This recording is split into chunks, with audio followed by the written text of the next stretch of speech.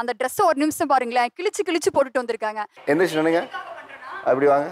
தலைய பாருங்க, ஏதாவது எண்ணெயே வாங்குற காசு இல்லாத மாதிரி கலர் கலரா அடிச்சுக்கிட்டு, இதெல்லாம் பார்த்தீங்கன்னா முகம் சுளிக்கும். இதை தான் நாங்க அட்வைஸ் பண்றோம். நாங்க நல்லா ட்ரெஸ் பண்ணிட்டு வாங்க, நான் எதுவுமே சொல்ல வரல. ஸ்கூல்ல இருந்து வீட்டில் ஹேர் கட் கரெக்டாக பண்ணணும் அப்படி சொல்லிட்டு கரெக்டாக ஒரு டிசிப்ளினாக ஹேர் கட் பண்ணி அனுப்பிச்சி விட்டாங்க. அப்புறம் காலேஜில் வந்தோமே, காலேஜுக்கு ஹேர் கட்டுக்கு பயந்து நம்ம ஒளிஞ்சு ஒளிஞ்சு போனதெல்லாம் உண்டு. அது சரி, அப்பயும் டிசிப்ளினாக இருக்கணும்னு இருந்துட்டோம். அதுக்கப்புறம் வேலைக்கு வந்து இப்போ ஹேர் கட் இருக்கும் போது வெட்டிக்கிறாம அப்புறம் போயிடும். எப்படியும் போனதுக்கப்புறம் அப்புறம் என்ன பண்ணுறது? சொல்லுங்க, எந்த விஷயம் எல்லாம் உங்களிடம் திரும்ப திரும்ப சொல்லி அவங்க போர் அடிக்கிறாங்க? இப்போ ஒரு ஃபங்க்ஷனுக்கு போறோம் அப்படின்னா, இங்க வாப்பா வந்து இங்க உட்காருப்பா அப்படின்னு சொல்லிட்டு, என்னப்பா பண்ற, அடுத்து என்னப்பா பண்ண போற, இந்த மாதிரி தான் பேசுறாங்க. அதுக்காண்டி பார்த்தா பயமா இருக்கு. இவங்கிட்ட போமா, போய் ஒரு வணக்கம் சொல்லுவோமா இல்ல வேண்டாமா அப்படிதான் தோணும். பயமா இருக்கு. ஒரு ஃபங்க்ஷனுக்கு போகவே முடியல. எங்க வீட்டுல வாப்பா போலாம் அப்படின்னா நான் வரல அப்படிங்கிற மாதிரி தான் இருக்கு. சரி, அப்படி என்னதான் உன்னை கூப்பிட்டு வச்சு பேசுறாங்க சொல்ல? ஒரு பையனுக்கு இதான் பிடிக்கும்னா அதுதான் ட்ரை பண்ண முடியும். அவனுக்கு என்ன பிடிக்குதோ அதை அவன் ட்ரை பண்ணுங்கிறதுக்காண்டி ஒரு சர்டன் டைம் எடுத்துக்குவான். இவங்களுக்கு அது புரியாது. காலேஜ் முடிச்சிட்டியா, முடிச்சோடனே நீ ஒரு ஆஃபர் லெட்டர் வாங்கிட்டு உள்ள போயிடணும். அந்த ஒரு அது ஒரு ப்ரெஷராகவே இருக்கு. லைக் அது அந்த ஒரு அட்வைஸ் வந்து ஏற்றுக்க முடியல. நான் ஒரு கெமிக்கல் இன்ஜினியர். இப்போ ரீசெண்டாக தான் பாஸ் அவுட் ஆனேன். நான் என்னோட ஜாப் சர்ச் பண்ணிட்டு தான் இருக்கேன். பட் எனக்கு என்னோட பாத் வந்து நான் ஒரு இன்ஜினியர் ஒரு ஃபீல்டில் இருக்கணும்னு. இதே நான் ரிலேட்டிவ் ஃபங்க்ஷன் போகும்போது அவங்க சொல்லுவாங்கன்னா, நீ ஒரு இன்ஜினியரிங் முடிச்சிருக்க, அவங்க கெமிக்கல் பயோடெக் இதெல்லாம் இல்லை, யூ ஆர் அன் இன்ஜினியர், அவ்வளோதான்.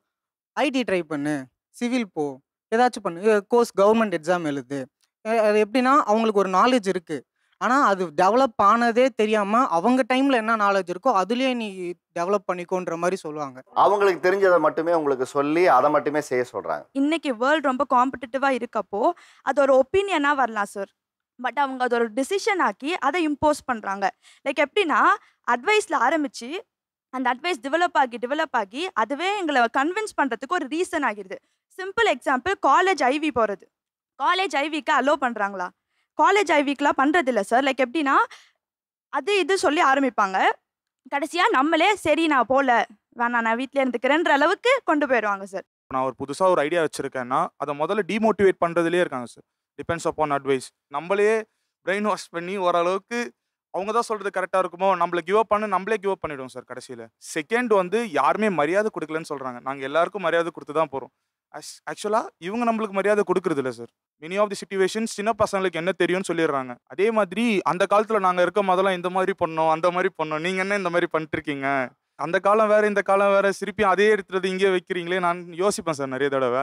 ஆனால் இந்த டைலாக் வந்து என்னோட 6 இயர்ஸில் த்ரோ அவுட்டாக கேட்டு வரேன். நான் அந்த காலத்தில் இருக்கும்போது அதில் இப்படிலாம் பண்ணிட்டு இருந்தப்பா 6 வருஷமாக கேட்டுட்டு இருக்கேன் சார் நான்.